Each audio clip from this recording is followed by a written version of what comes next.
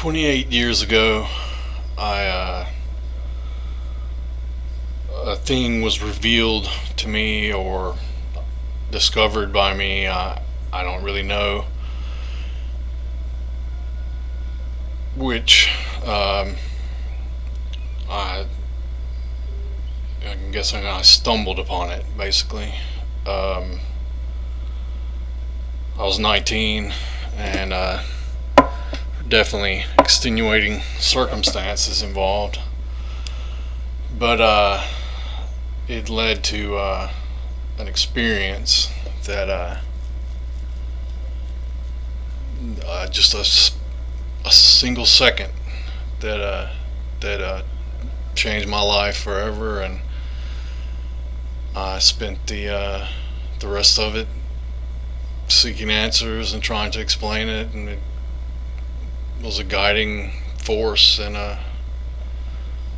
life. From that point on, I saw something that I could not unsee, and here's how I did it. So it's a meditational technique. It's two parts. It's a daytime meditation and a nighttime meditation. I think they work in some fashion, some sort of feedback loop, some sort of cybernetic interaction there. I'm guessing, and I think anyone can do it. I think it's a human capability. In a future video, I'll go into my theories about it. There've been a lot of very recent research that I've been led to through my own years of research that is very promising. I had my own ideas. They may contribute, they may not. This isn't about mechanisms or explanations. This is about the meditation, the technique, and the life-changing vision it can provide. All you will need is some degree of meditational focus, some degree of concentrational ability,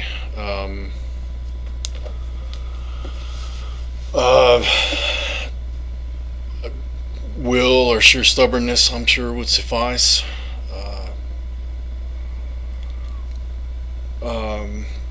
And one of these, a $10 Walmart flexible desk lamp that you can clamp onto something using a standard bulb, the old school cheapy bulbs. Yeah, that's one part that's needed. So that's involved in the daytime meditation. I suppose we should start there.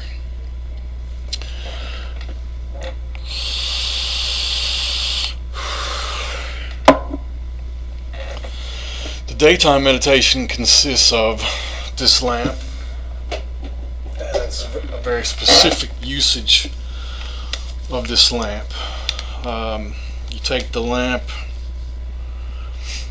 and you essentially affix it, and however you sit or whatever you're doing, you're looking at the lamp. It's off. It's got a power supply. It's connected to the wall or whatever, and you're looking at it, and you turned it on just for a second. All right. And at that exact second that you turn it on and off, you close your eyes. So then you have the after image. You've looked at the lamp, you've got it situated so, and however you bent it or whatever, and turned it on, close your eyes at the exact same time, turned it off at the exact, immediately after. It's one one fluid motion, you know. Boom, bam. Well, yeah. Anyway, you get the idea. You stare at the bulb only for a split second. You don't want to stare into a light bulb for any extended period of time. You only just for 1 second. Then you turn it off and your eyes close at the exact same time. Then you have the after image. Now here's where the meditational focus and concentration comes into play. Then the idea there is you concentrate on maintaining the after image, on making it last just with your force of your will and your mind, whatever you want, you know, all the yada yada. You want to keep that after image there as long as possible. It's going to shrink and fade away. You want to keep it there, and you will get good at it. You will improve, and as you improve, you will notice some things, some very interesting things will begin to happen. That as the after image, you maintain it there, it'll start to change colors. It'll shift, almost as if a filter is being peeled back from it, but it's being added on to it. It won't be white or yellowish white or whatever. It'll go through a spectrum. It's been a long time. This was, like I said, 28 years ago. I don't remember what the order of the colors were. I don't think it really matters. But they will shift: blue, green, etc., etc., etc., all through the spectrum as it's fading. And then it don't necessarily, remember, I don't think it fades necessarily like that. It may just get dimmer and disappear. But anyway, do that about 30 minutes a day, you know, and you'll get better at it, you know, for certain. You will get better and better. You'll be able to maintain the after image longer. You will get the colors. You'll maintain each individual color in the sequence longer. Perhaps I imagine it will vary for different people, person to person, and individual variants. It's a thing, you know. But the basics are, you will get better at it. It'll last longer. The gist of this is that you are teaching the eye to see colors of light that are not there. That's what I've come to decide. That was the point of that whole endeavor. Then that's the easy part, I guess, you know, because it just kind of happens and you just kind of get better at it. Just keep doing it. The more difficult part is the nighttime meditation. For the nighttime meditation, then you want to find a place outside, a place with a panoramic vista, a place with an assortment of things in your field of vision, you know, just a lot of different things, you know, trees and street lights and lamp posts and sidewalks and buildings and nature and an urban environment, like a park. I did it on a college campus. I was 19, so I didn't sleep back then for this period of time, and I roamed the campus late at night and all night. There was no one. It was just me.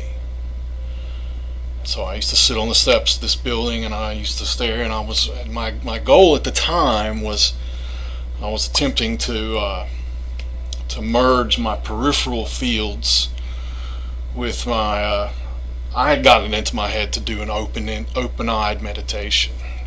That's the point of this thing. I'll go into that towards the end. But my goal at this point, I would sit on the steps and I wanted a panoramic vista with as many distractions as possible. So it was a sidewalks and trees and street, lamps and buildings and all that, and hedges and all this and that, and there was a row of trees in the background, and behind that row of trees was a highway with cars going by. So there was a lot of stuff going on, and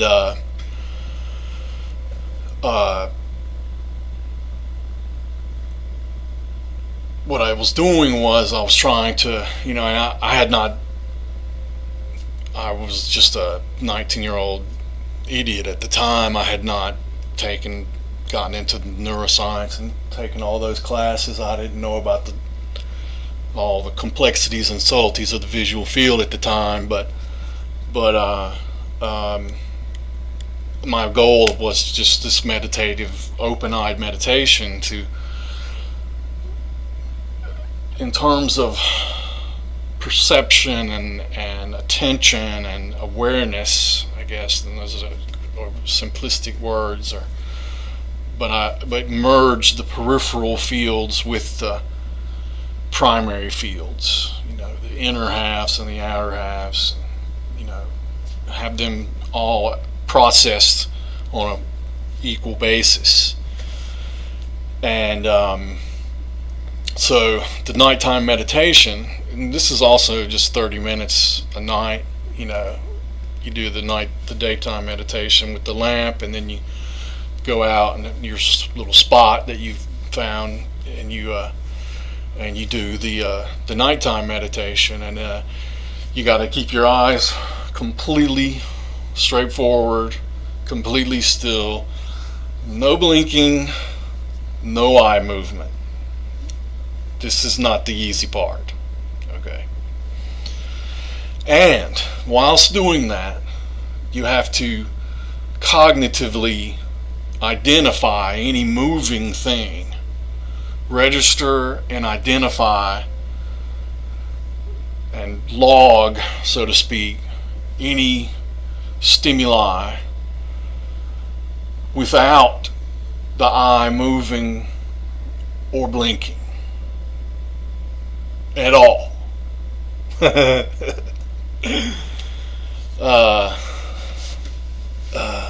So that's the hard part. The nighttime meditation is the hard part. But there are some positive caveats that are involved in it. That eventually, after you have your eyes open and unblinking for a certain period of time, they tear up and a film forms. And once you get over a certain hump, it's not so bad, and you can do it virtually indefinitely. The tear ducts are excreting at a baseline, and the eye stays coated, and the evaporation is proportional to the amount of secretion. So you can indefinitely stare ahead unblinking. Difficulty, of course, not moving your eyes, and you're tracking objects and not moving your eyes. This is a meditative thing. This is a meditative focus. This is all about concentration and will, and it's just, but if that's your thing, you should be good at it already. You've just never meditated with your eyes open. You've been doing it with your eyes closed. And what I'm proposing is that a new kind of meditation, eyes open meditation.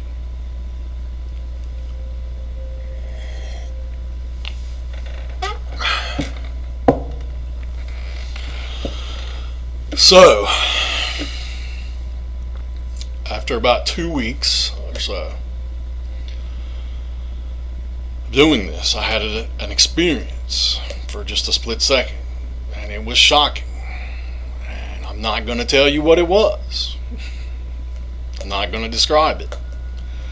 You're going to have to do it. And for a lot of reasons. Some people, it'll help them do it. It'll urge them forward, and also so that people can keep it to themselves, and they can, what did you see? And if they're lying, you'll know. If they're just making it up, you'll know, because if you've seen it, then you know. Yeah, it's one of those things. It's occult by definition, or at least I think it should be. It won't last that way. It'll get out. It's inevitable. That's just the way things are. But initially, I think the people that have the patience and the curiosity to watch this crappy video deserve a head start in this particular game.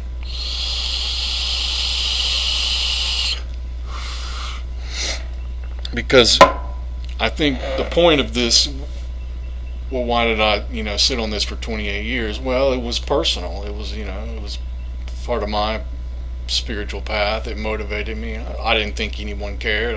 For the most part, they wouldn't believe me. I think I told some people, there was no YouTube back then. Whatever. Now there is. Now this is an opportunity. I've been thinking about this for a while, and let's face it, the world of humanity is descending into disarray.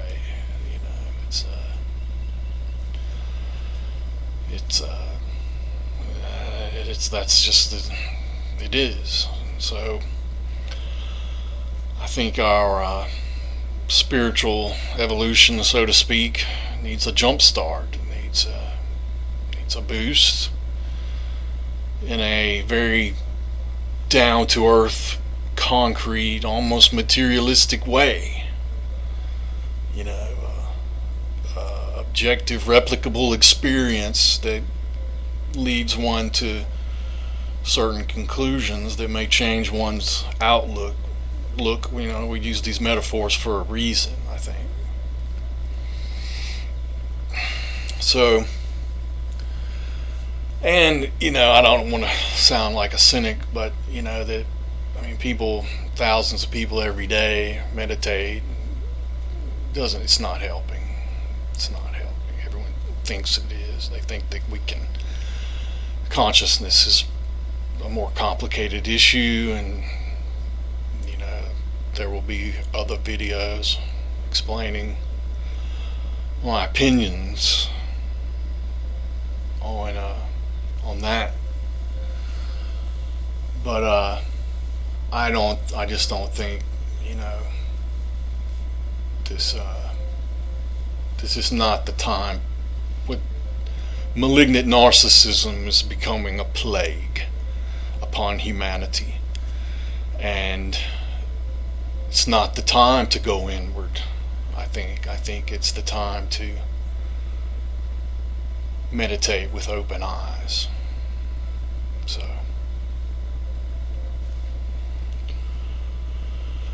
well, it was that simple. And it's just a matter of perseverance, dedication, and it's not a matter of faith or belief or any of those things. This is just a regimented mental exercise, or not even it's a perceptual exercise.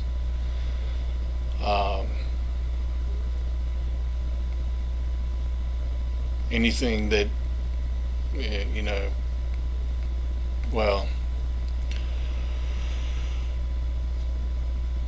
the rest of I'm assuming you're experienced at this kind of meditational practice to click on something like this with a title such as this.